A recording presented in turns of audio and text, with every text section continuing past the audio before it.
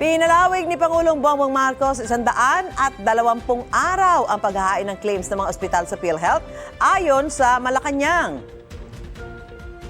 Na-extend po ito up to 120 days. Ito po yung tinatawag na claims flexibility. At dahil dito po ay natutugunan po ng DOH, ng PhilHealth, ang kanilang obligasyon. Basta po ang nais lang din po natin, ang mga ospital po ay makapagbigay ng kanilang mga dokumento sa tamang oras at panahon. Ayon kay Undersecretary at Palace Press Officer Claire Castro, sinabi ng Department of Health na hindi sapat ang 60 araw na nakalaan para makumpleto ng mga ospital ang mga dokumentong kailangan isumite sa PhilHealth.